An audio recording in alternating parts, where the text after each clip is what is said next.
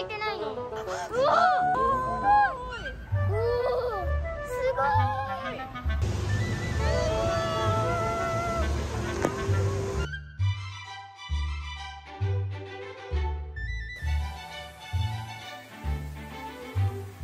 皆さんこんにちは、ゆきりんくトラベルです。今回の動画では私の母と甥っ子とシンガポールチャンギ空港のジュエル最上階5階に広がるキャノピーパークで有料のアトラクションを楽しんだ様子をレビューします。まずジュエルの地下で早めの夕食をとります。この日は甥っ子の希望でスシローに行きました。アトラクションの営業時間は毎日朝10時から夜10時。キャノピーパークの営業時間は月曜から木曜まで朝10時から夜10時、金土日祝日は朝10時から夜11時までです。いずれにせよ長い時間遊ぶことができます。今回直前まで予定がはっきりしなかったのでカウンターでチケットを購入しましたが、公式サイトや旅行会社などを経由するとタイミングによってお得なプロモーションがあるようです。何かあれば概要欄にリンクを貼っておきます。母はキャノピーパークを楽しめるチケット、甥っ子と私は5つのアトラクションを楽しめるバンドルチケットを購入しました。5つのみのバンドルですが大人39ドル、子供29ドルと結構お高いですよね。では最初に前面が鏡張りの迷路ミラーメイズへ入ります。あっちに人が見える。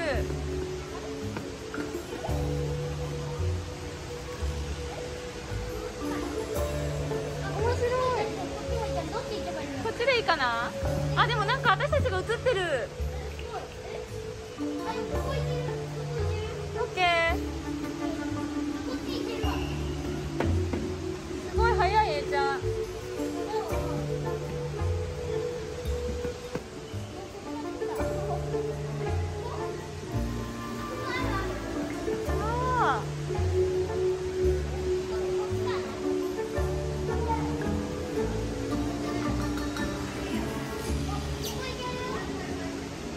これいけないんじゃない？ここ行けないわ。こっちじゃない？こっちだ。こっち行けるね。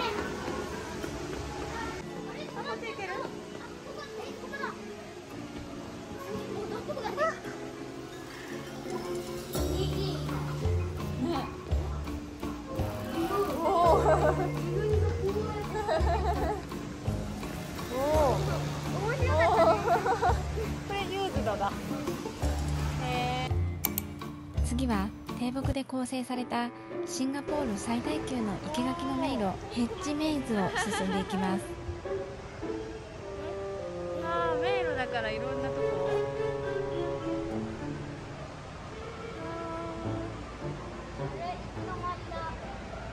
あれ行き止まりだな。ね2つ道があるけど。え。ねえ。なんかそっちだと前のとこ行っちゃいそう。山口みたいな。かな。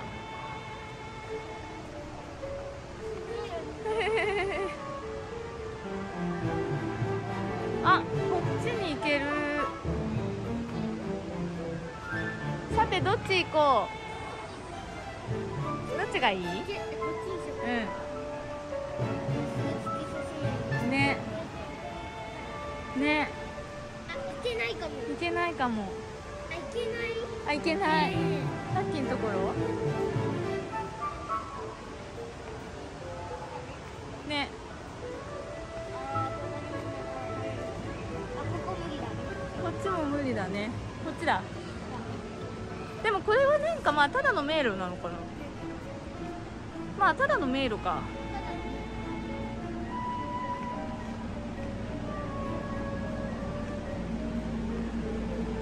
なんかこっちっぽいよね。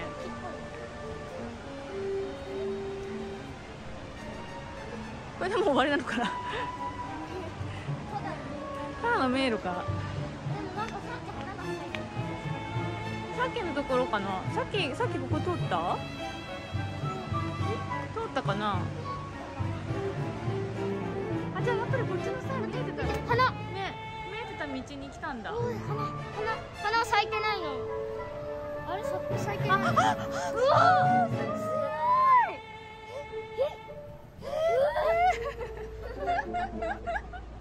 すごい。おお。今のだけなんか。うわ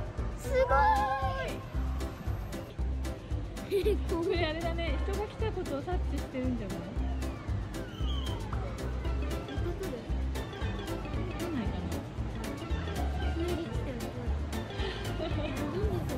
来ないかな。すごいなんか一番最初でもすごいびっくりしたね。すごい。おお。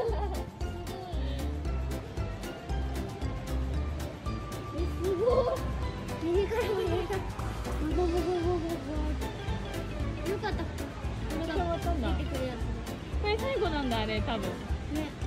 最後のなんだろうそうそうそう。どっから行ったの？こっち？これどっちだろう。確かにあの花出てくるって面白い。ね。YouTube でもやってたよ。あ、そうなんだ。知ってたじゃあ。そう。それで花がボボボボーって。へこれかな？ここから出るの？出られる？出れる？ああ。でもこれさっきの花じゃないか。じゃないよ。本当にここだ多分。ここで多分上に上がってくるんじゃない？だよねこれ。これ上に上がるとこなんかあったっけ？上がるのか。なんかすごい不思議。上に上がるんじゃない？あ、下がってきたのかな今まで。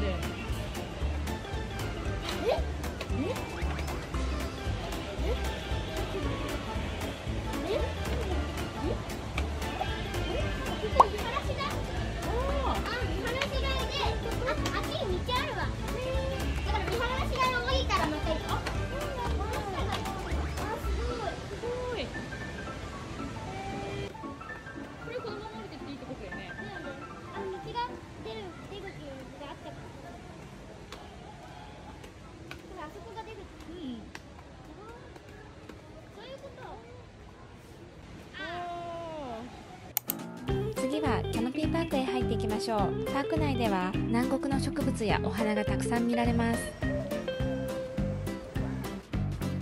鮮やかな花のアートが楽しめるペタルガーデンを見ていきます。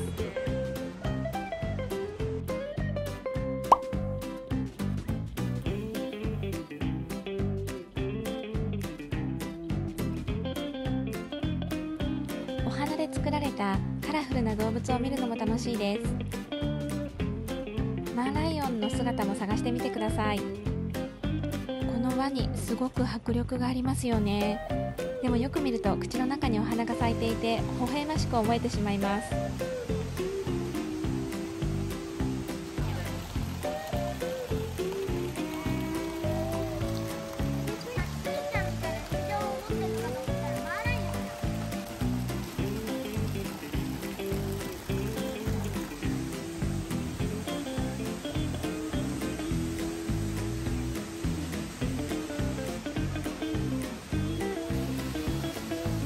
真ん中にはジュエルのシンボルウォーターフォールズがあります。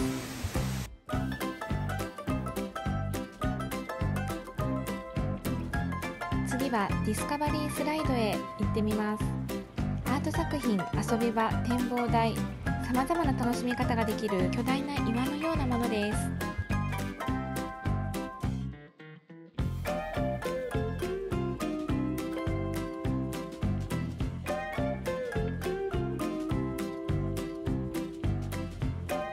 次はフォギーボールへ行きましょう。広場に現れる霧の中に入り込んだり隠れたりと楽しめます。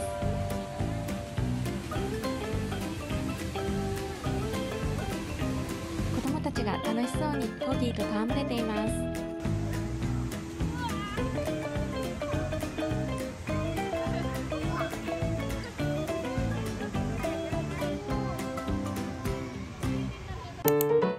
次は迫力満点の人気のアトラクションの一つ、高さ25メートルに設置された歩けるネット、ウォーキングネットへ挑戦します。サイズ別になっている専用の靴に履き替え、持ち物はリュックに入れます。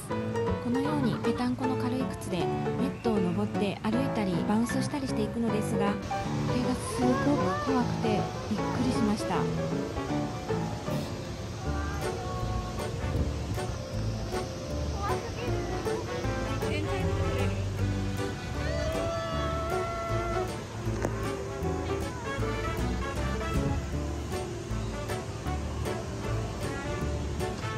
怖い、ありがとう。すごい。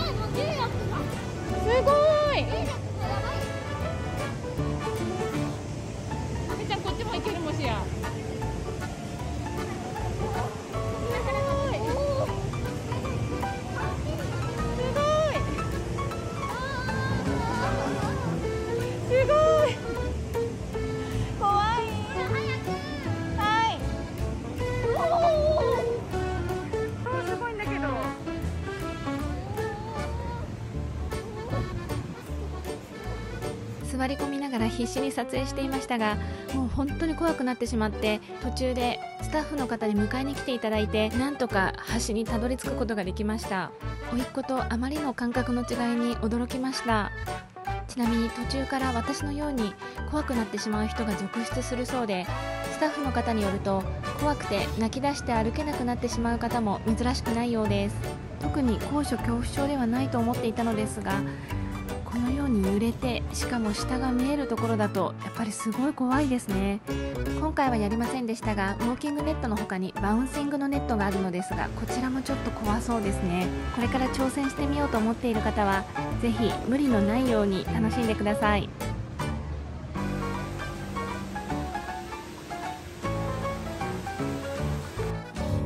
では最後にキャノピーブリッジを渡ります。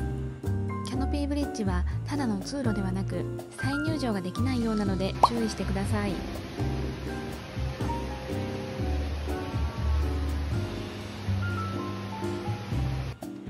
地上23メートルの高さにあって、下が透明になっているので、高所恐怖症の方には厳しいかもしれません。私の場合はこのタイプの高所は大丈夫でした。揺れで足元が不安定な先ほどのネットのような吊り橋タイプが苦手のようです。皆さんはいかがでしょうか。キャノピーブリッジからももちろん滝とスカイトレインなどを眺めることができます。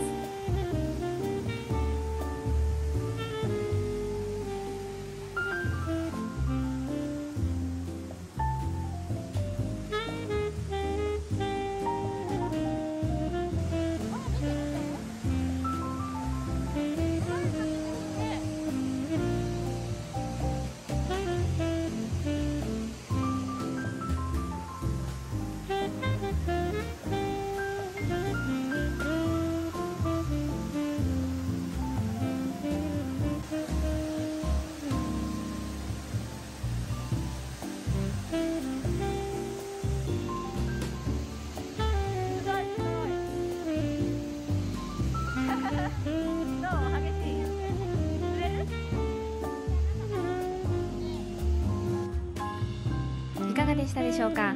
空港に隣接しているジュエルは、飛行機から降りた直後でも、飛行機に乗る前でも、そして飛行機に乗らない日でも楽しめるのがいいですね。アトラクションで遊んだり食事をしたり、お土産探しをしているとあっという間に時間が過ぎてしまいます。もしフライトの当日に立ち寄る場合は、飛行機に乗り遅れないよう時間に余裕を持って楽しんでください。滝のライトアップについてはこちらの動画をご覧ください。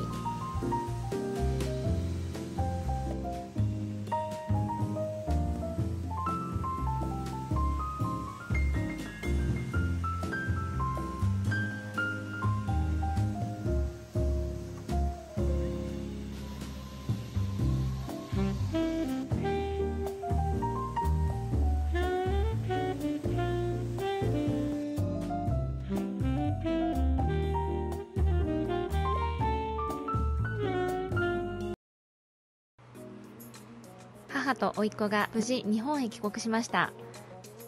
ではここからはおまけとして、チャンギ空港からシンガポール市内中心部へのバスの乗り方をお伝えします。こちらターミナル1のエレベーター、地下2階 B2 バストゥーザシティというところを押します。ちょっと暗くて不安になるかもしれませんが、表示があるのでそちらに沿って進んで駐車場に出ます。